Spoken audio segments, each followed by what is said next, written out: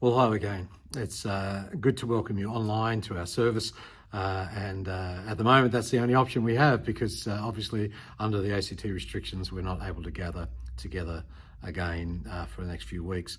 But we'll let you know in really clear ways about how to get back to live services once those restrictions are lifted. Just want to thank you and commend you for your continued fellowship and care of one another. Please continue that in whatever way you can through telephone or text or email. And we know that people are really gathering around each other. There are many people vulnerable in our community that we continue to support, and the vital work of our COG ministries as we give out food vouchers and various things around our community continues on in good strength. We want to continue to celebrate the fact that we are able to meet even online, and we know that for many church communities that even that option is not possible. So we're very grateful for those things that we can do. Let me commend to you the teaching series over the next couple of months that we're starting today, a course called Alpha, and it's a really great way to reintroduce yourself to the basic tenets of your faith. But also it's a great tool if you'd like to share that with someone in your household or friendship group as a means through which you can really steer them towards exposure to the good news of the Lord Jesus Christ.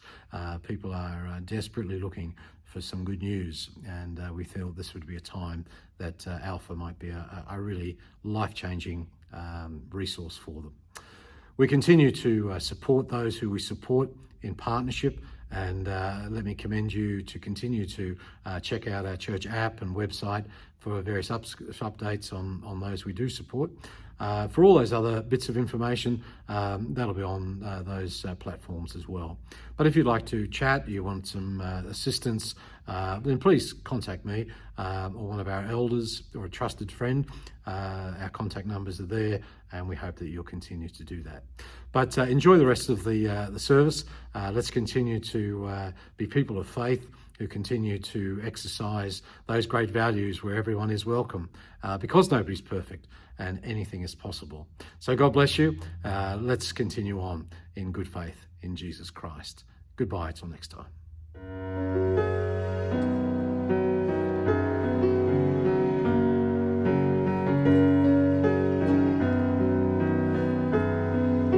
The rocks will cry out, the oceans will roar, the mountains will bow to the name of the Lord.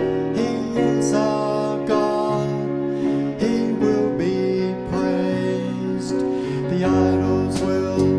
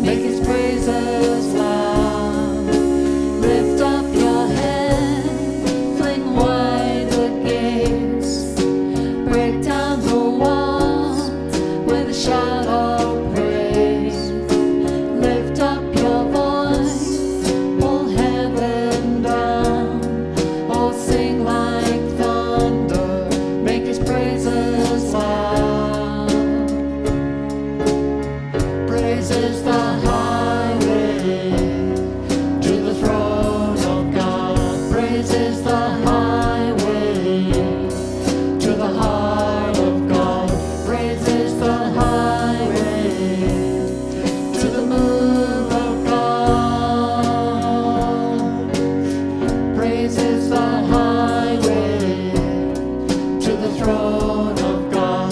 Praise is the highway to the height of God.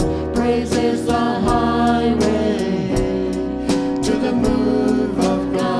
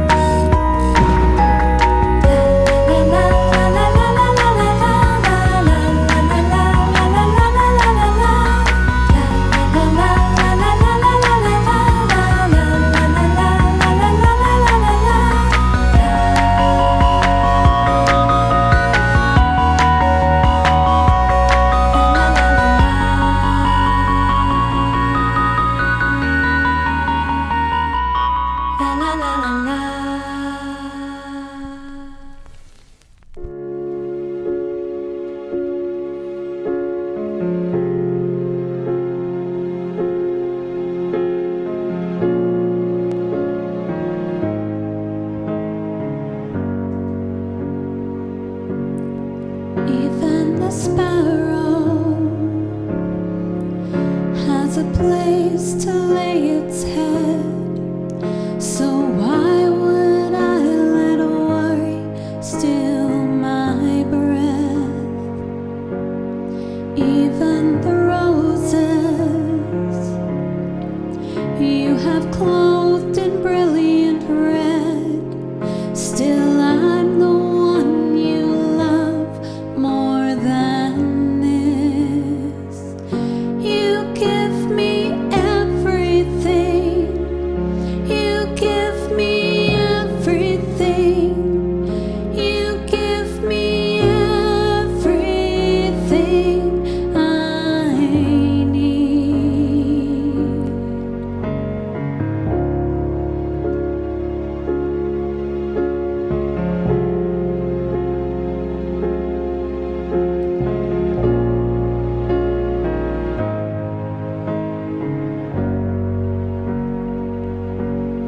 Even the oceans push and pull at your command, so you can still my heart with your hand.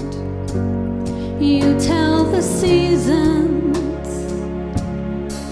when it's time for them to turn, so I will trust you even when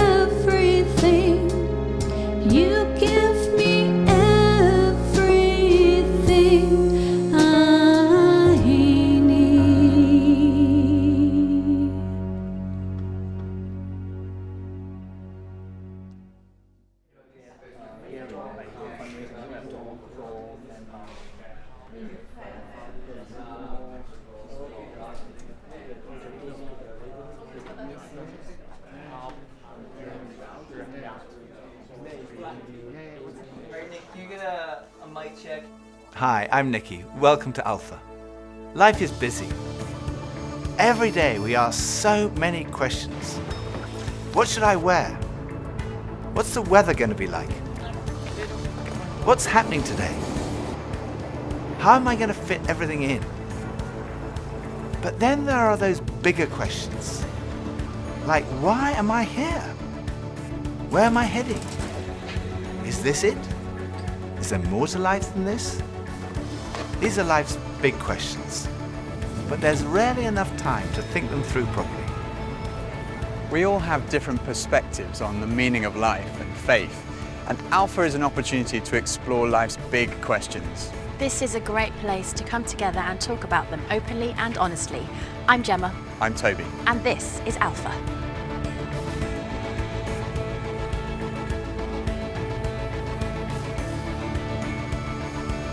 I go on Google. I definitely Google. I go on Wikipedia. Internet. I scroll through all the different answers and then I try and combine it and then make my own kind of like cornerstone. Or smart friends. I don't ask big life questions. It's too hard to answer.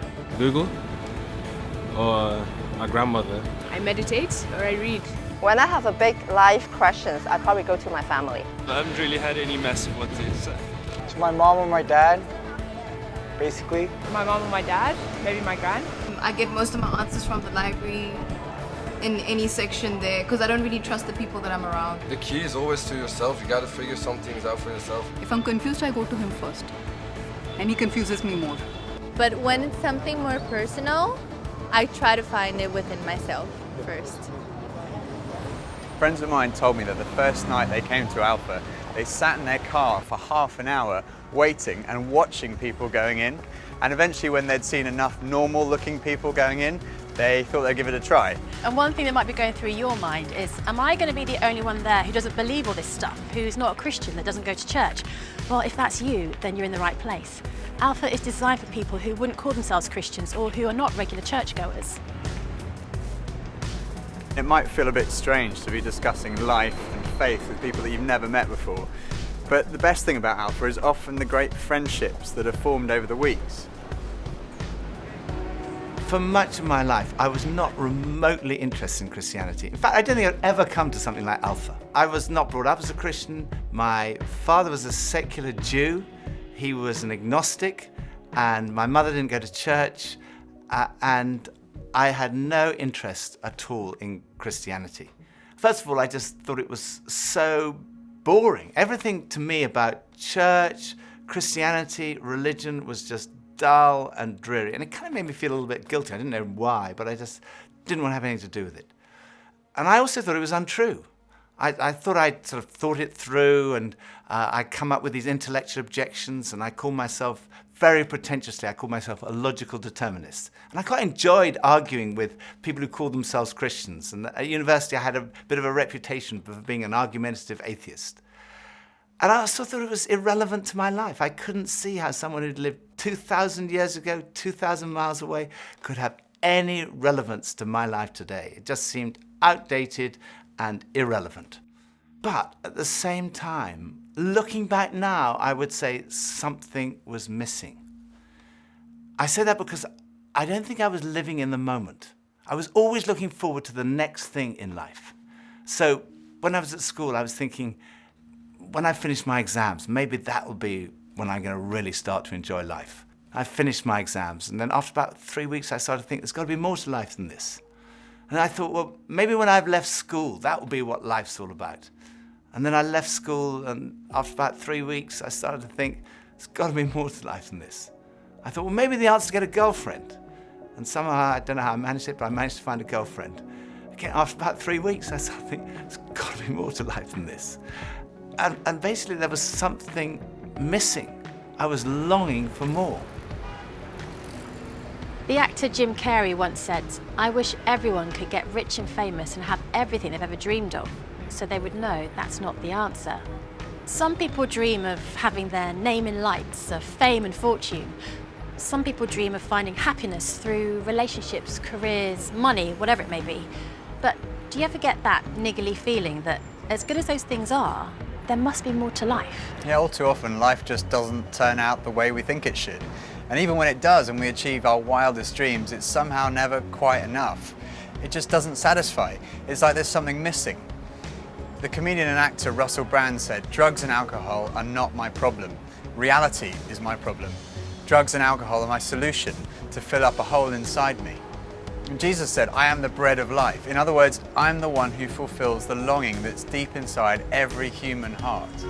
Jesus claimed to be the one person who can satisfy that spiritual hunger. Freddie Mercury, the lead singer of the rock group Queen, had amassed a huge fortune and attracted millions of fans. But he admitted in an interview shortly before his death that he was desperately lonely. He said this, "You can have everything in the world and still be the loneliest man, and that's the most bitter type of loneliness.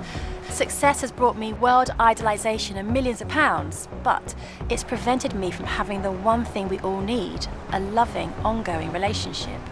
Jesus said, "I am the way, the truth, and the life." Ultimately, there's only one relationship that is totally loving and goes on forever, and that's a relationship with God. And Jesus said, "I am the way to that relationship."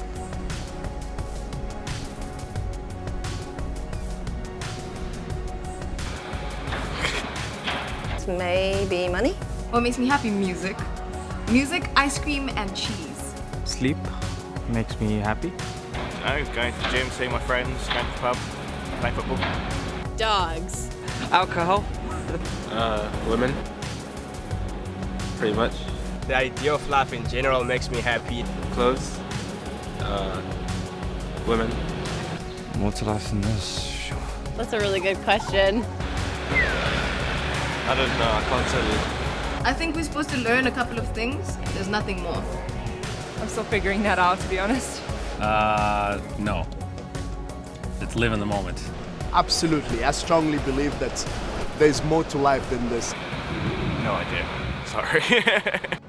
When I was about 17, I was sitting having a burger with two friends, and we were looking out the window and commenting on a few of the stores across the street, and I suddenly realized that I couldn't read any of the signs, even if I squinted.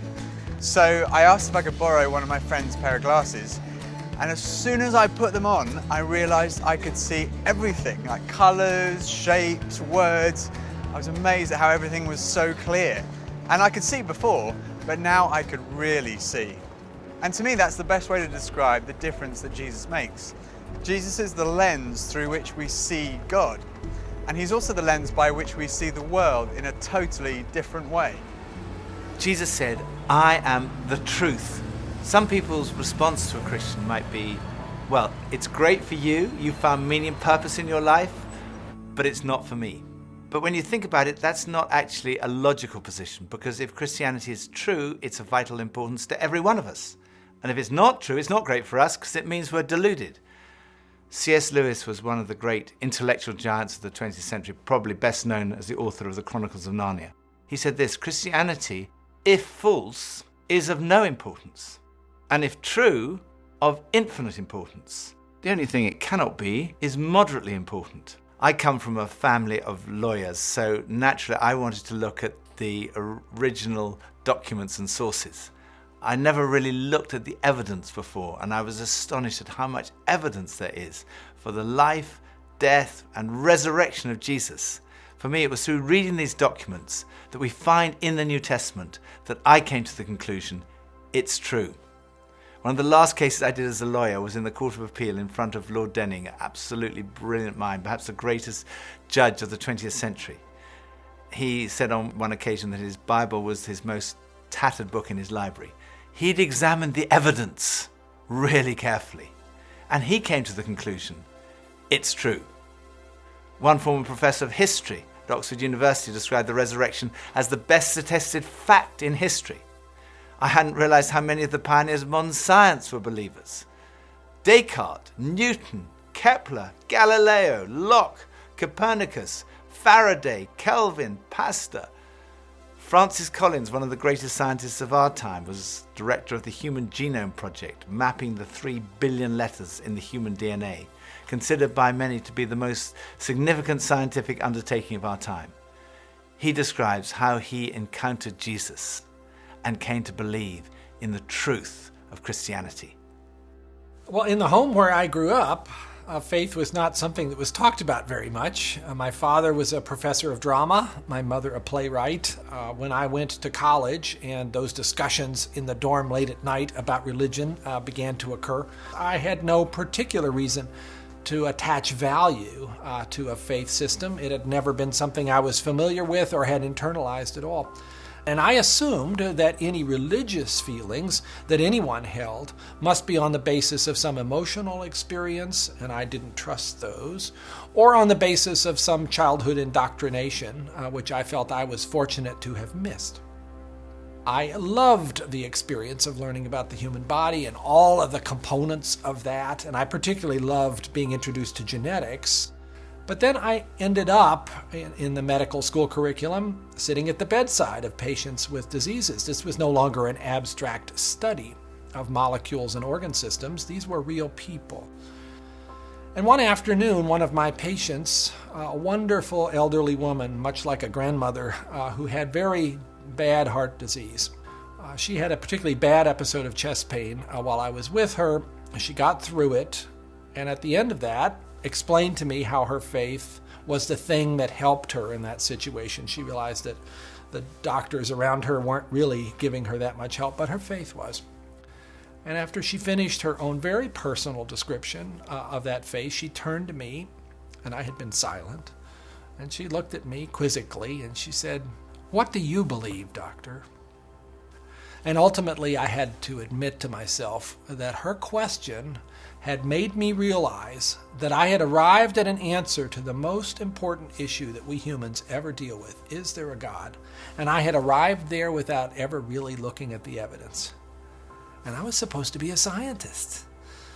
If there's one thing scientists claim they do is to arrive at conclusions based upon evidence.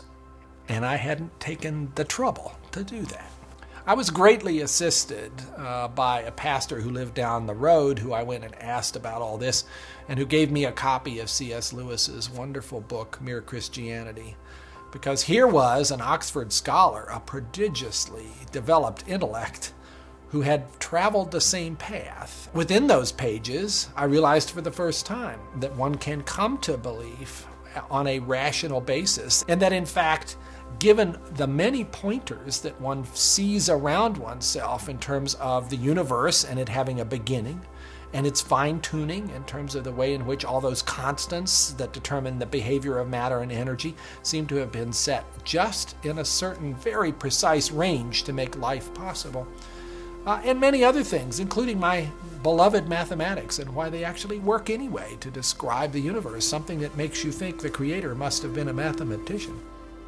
That brought me then to the person of Jesus Christ as a person who was historically extremely well documented. That was news to me. I thought Christ was as much myth as history, and I realized after reading more about it, this was a historical figure upon which we have a great deal of evidence for his existence and his teachings, and even his rising from the dead in a literal way. That day at my patient's bedside started a journey for me. A journey that I was reluctant to begin, but I felt I needed to. A journey that I thought would result in strengthening my atheism, but to my surprise, resulted in my conversion. There's a difference between knowing facts about someone and really knowing them personally. Now, I've known my husband Phil for 3 years now, but suppose if before we met, I found him on a website called The Amazing Man. Now, there's no doubt I would have looked at him and thought, okay, I'm intrigued.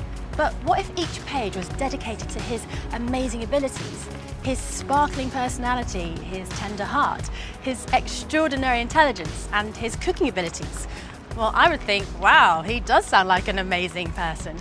But that's head knowledge. But I also have the privilege of being married to him, and I know that he's an amazing person, which is knowledge that comes from experience of a relationship, and that's heart knowledge. When Jesus said, "I am the truth," he was talking about more than just a kind of intellectual truth. The Hebrew understanding of truth was truth as experienced. And there's a big difference between a kind of intellectual knowledge and a personal knowledge, between your head and your heart.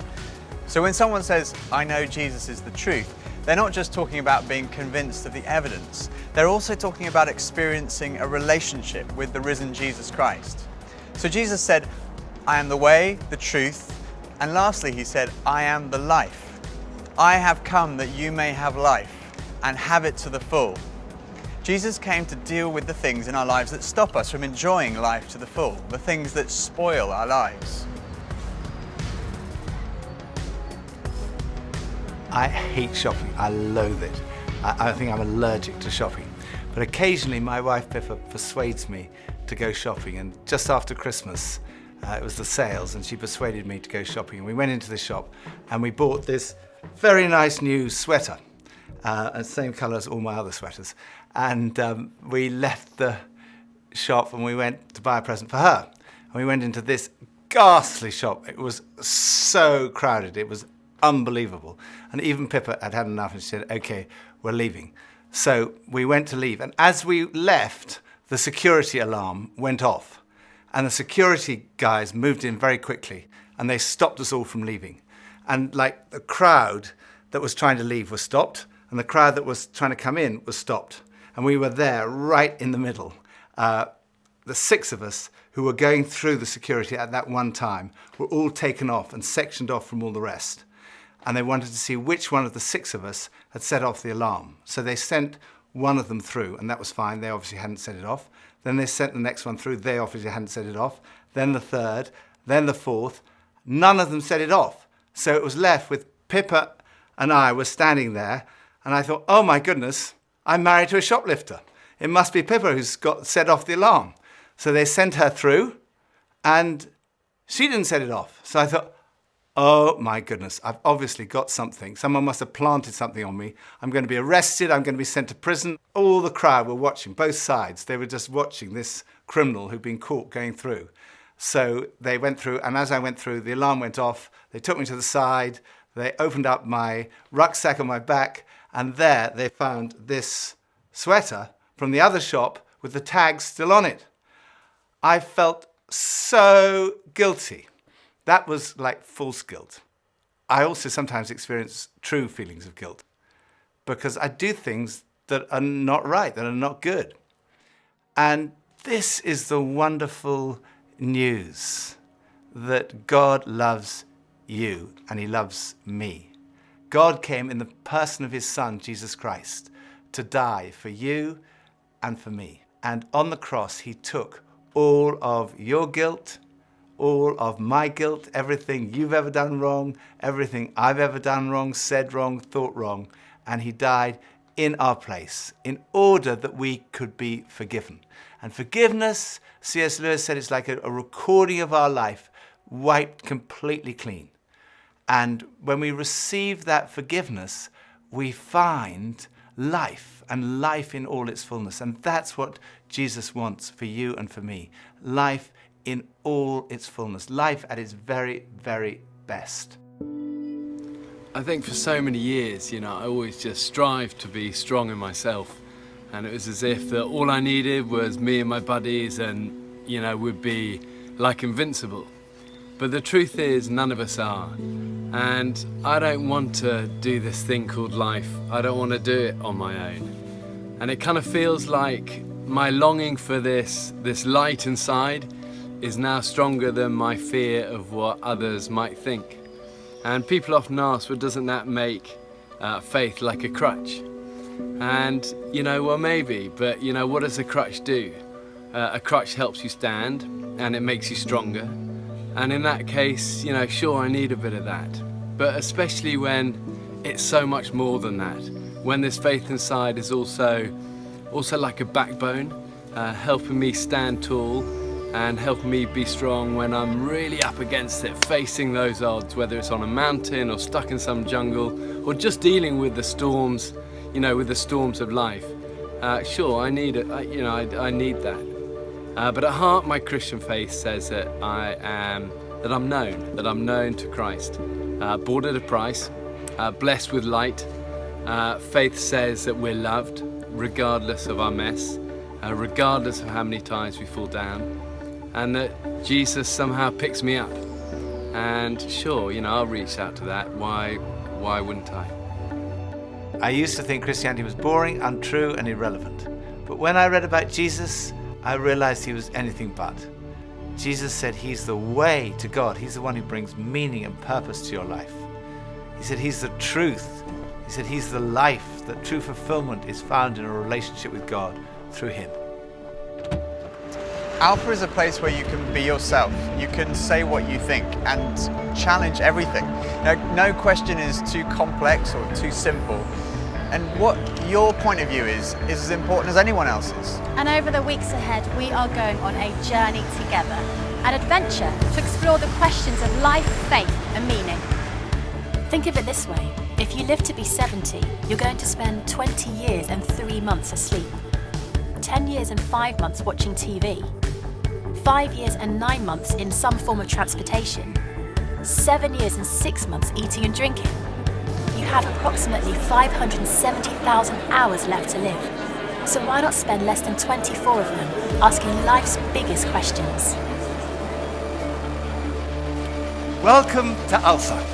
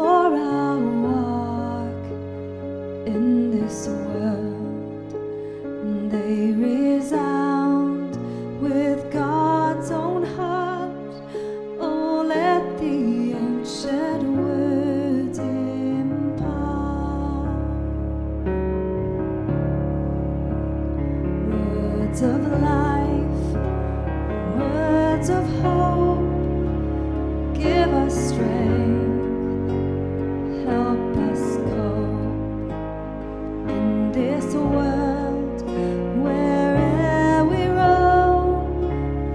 Ancient words will guide us home. Ancient